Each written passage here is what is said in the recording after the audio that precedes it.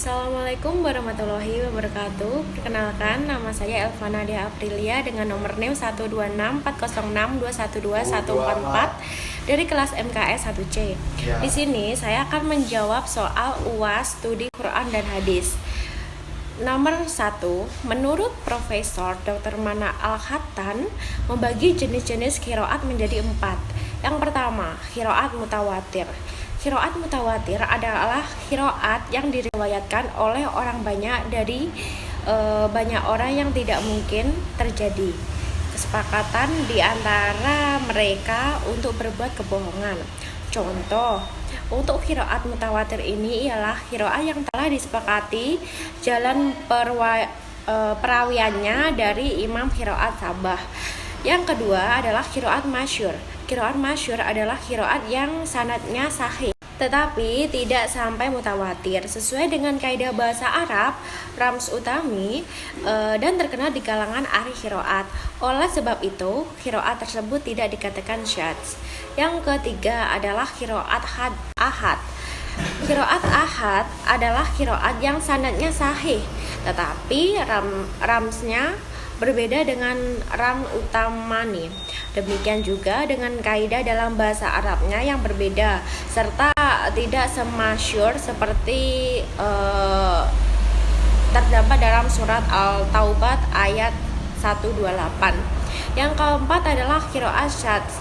Adalah qiraat yang sanadnya tidak sahih seperti qiraat Ibnu Samaifah seperti dalam surat Yunus ayat 92.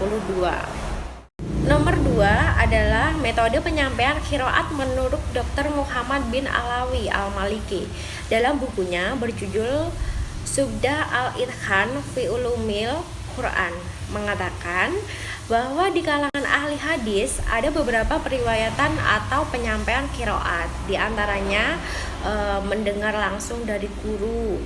Kedua adalah membacakan teks atau hafalan di depan guru. Yang ketiga melalui ijazah dari guru kepada murid.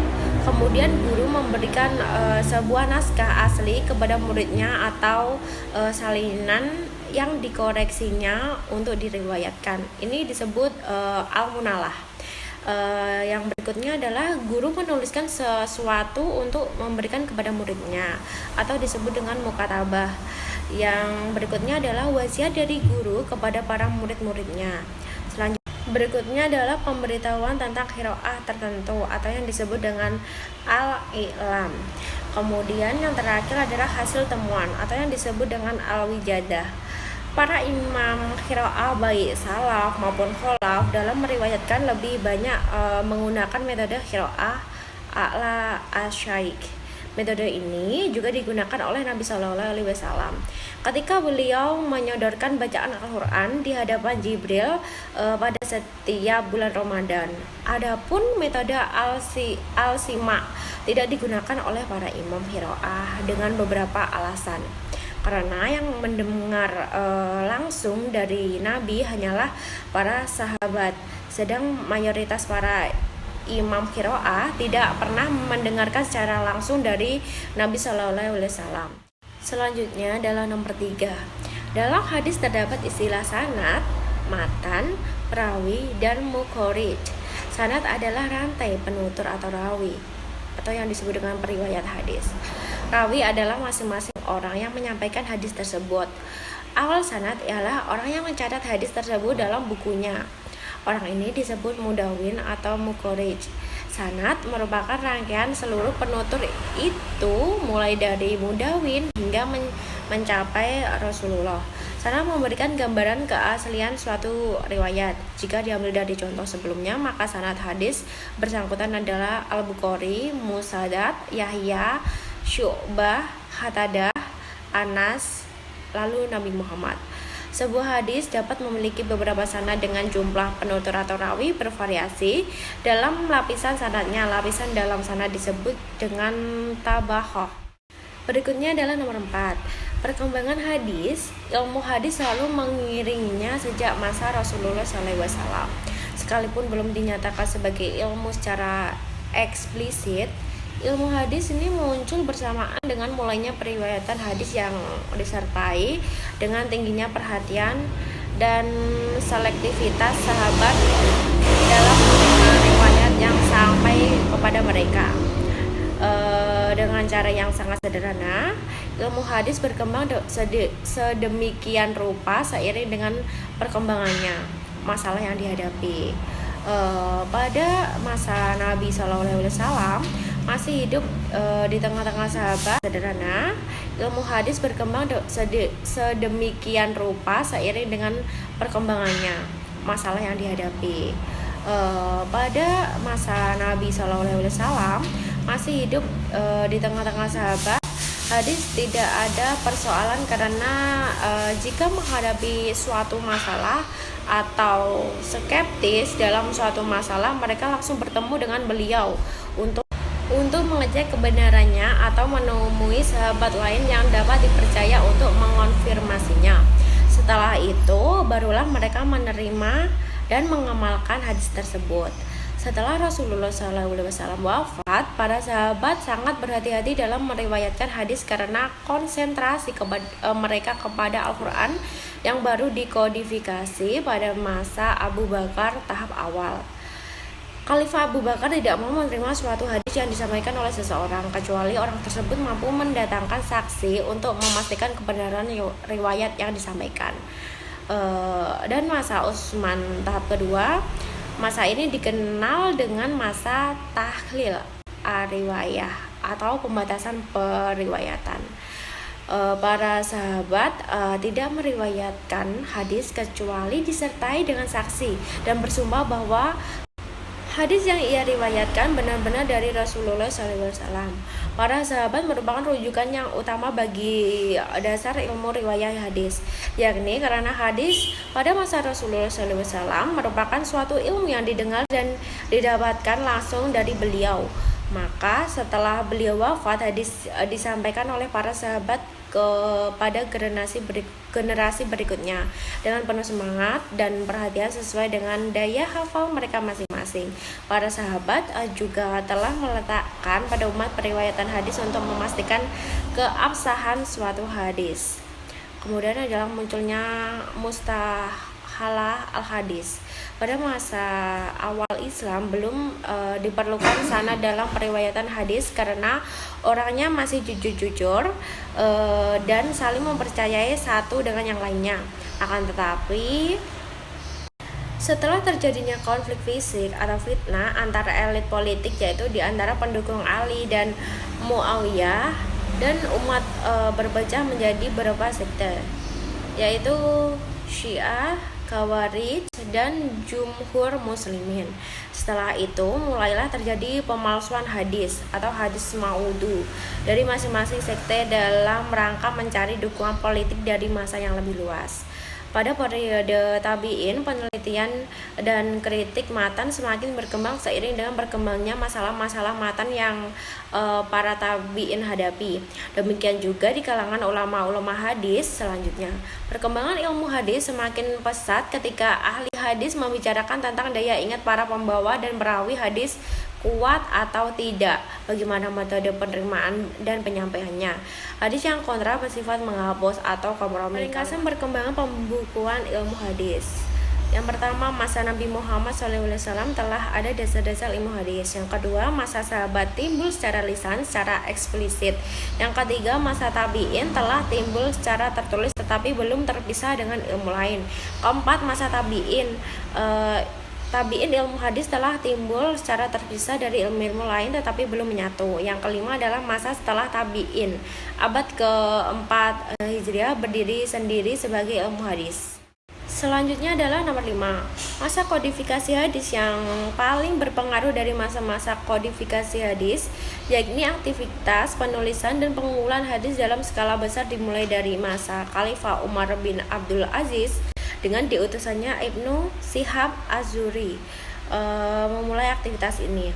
Pada awal periode kedua Hijriah, pasca wafatnya Imam Az-Zuhri, aktivitas ulama dalam pengumpulan hadis mulai menyebar dan menghasilkan beberapa macam kategori metodologi penulisan, mulai penulisan secara Munafat, kemudian Al-Musanid, dan Al-Sabab.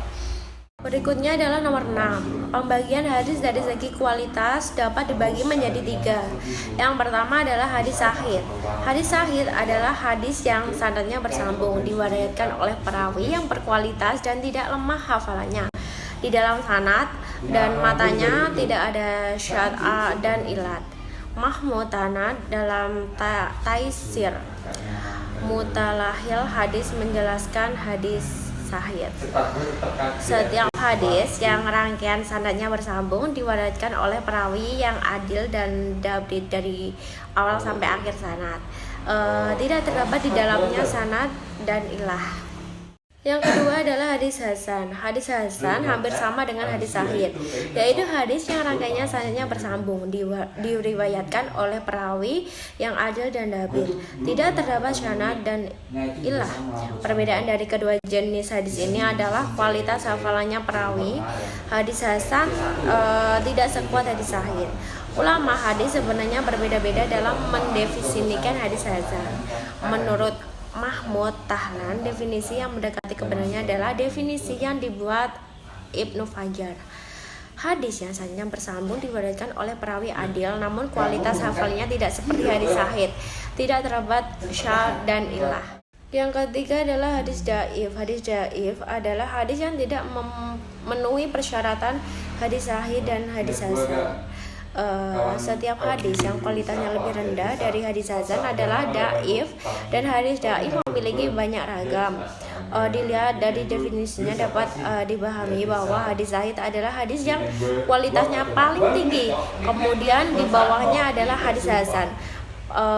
Para ulama sepakat bahwa hadis sahih dan hadis hasan dapat dijadikan sebagai sumber hukum, sementara hadis dhaif ialah hadis yang lemah dan tidak bisa dijadikan sebagai sumber hukum.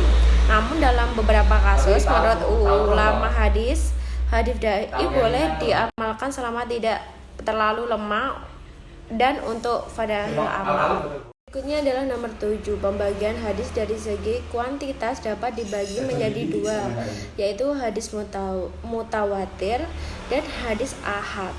Disebut hadis mutawatir apabila jumlah perawi setiap tobaqah tak terbatasi. Jika rawi pada setiap tingkatan sanadnya tak terbatas, maka menurut akal tidak mungkin perawi tersebut sepakat memalsukan hadis. Syarat sebuah hadis menjadi mutawatir menurut Al-Hafiz Ibnu Hajar Al-Asqalani dan para ulama, yakni apabila jumlah perawi minimal 5 sampai 10 orang. Dari seluruh perawi itu, menurut kebiasaan mereka tidak mungkin bersekongkol dan dusta. Sandaran hadis mereka dengan menggunakan panca indera, bukan dengan sesuatu yang dipikirkan. Misalnya kata sama ana, kami telah mendengar, kemudian ro'aina, kami telah melihat, dan semacamnya dengan menggunakan panca indera. Kan jumlah rawi dalam tiap tobaqah. Kemudian ulama membagi hadis ahad menjadi 3 macam, yakni hadis masyhur, kemudian hadis aziz, dan hadis gharib. Berikutnya adalah hadis dhaif. Hadis dhaif adalah hadis yang lemah. Artinya para ulama menilai bahwa suatu hadis memiliki kelemahan yang cukup serius sehingga menyebabkan mereka kurang yakin bahwa hadis tersebut bersumber dari Rasulullah SAW. Nah, terkait hadis dhaif, ada sebagian kecil ulama hadis yang mengatakan bahwa hadis dhaif tidak boleh digunakan dalam hal apapun. Hal ini umumnya dikarenakan sikap kehati-hatian mereka dalam menyikapi suatu hadis. Namun demikian, sejak dahulu para ulama hadis yang sebagai besar ulama hadis membolehkan meriwayatkan dan mengamalkan hadis dhaif karena mereka menilai bahwa hadis dhaif itu lemah, bukan palsu. Menurut pendapat saya, hadis dhaif ini periwayatannya kurang dan masih terdapat kesalahan dan mensunahkan untuk mengamalkannya dan menghafalkannya. Tetapi kita juga bisa mengamalkan asalkan hadis dhaif ini tidak berkaitan dengan hukum Islam. Ini adalah nomor 9. Saya pernah mengamalkan dari salah satu hadis, yaitu mengenai hukum makan menggunakan tangan kanan dan membaca bismillah terlebih dahulu sebelum makan. Hadis ini hukumnya hauliyah karena hadis ini didasarkan pada perkataan, perbuatan, dan persetujuan Nabi. Hadis ini diriwayatkan oleh Imam Bukhari dan Muslim dari Umar bin Abi Salamah radhiyallahu anhuma. Jika kita mengamalkan hadis maudhu, maka kita akan mendapatkan dosa. Hal ini dikarenakan hadis maudhu dibuat dengan dinisabkan kepada Rasulullah dengan cara mengada-ngada dan dusta, sehingga jika kita mengetahui bahwa ini merupakan hadis maudhu dan kita mengamalkannya, maka kita akan mendapatkan dosa tanpa kita sadari. Selanjutnya adalah nomor 10. Bidah atau melakukan tindakan tercela di luar syara. Contoh, sebuah periwayatan hadis Al-Walid ibni Kasir al-Muhzumi dalam hal periwayatan hadis dianggap dipercaya, namun ada tuduhan bahwa ia adalah pengikut aliran ibadah, yaitu sebuah sekte dari Khawarij yang didirikan Abdullah ibnu Ubaid dari Khawarij. Kemudian ada mukhalafah atau menyalahi periwayatan yang lebih sihat. Contoh sebab apabila terdapat sifat berlawanan tentang sifat rawi dari segi dabitnya dengan rawi lain yang lebih kuat dan tidak dapat disatukan. Kemudian ada galat atau cacat atau banyak kekeliruan. Contoh sebab munculnya hadis perawi yang sering berbohong dalam kesehariannya, namun tidak diketahui apakah dia berbohong dalam periwayatan hadisnya. Kemudian ada jahal al-hal, tidak diketahui identitasnya. Salah satu penyebab jahal al-hal adalah banyaknya identitas atau menyebutkan perawi seperti Muhammad bin Ali Sahib bin Bishr al-Kalbi. Sebagian menasabkan kepada kakeknya hingga disebut dengan Muhammad bin Bishr. Sebagai lagi menyebutkan dengan nama Hamdan bin al-Said. Kemudian yang terakhir ada dawal al-inkhita atau terdakwa terputus sanadnya. Contoh sebab keguguran sanad pada hadis mu'alahal dapat terjadi pada sanad yang pertama, pada seluruh sanad, atau pada seluruh sanad selain sahabat, seperti hadis berikut yang gugur sanad pertama saja. Sekian jawaban dari saya. Wassalamualaikum warahmatullahi wabarakatuh.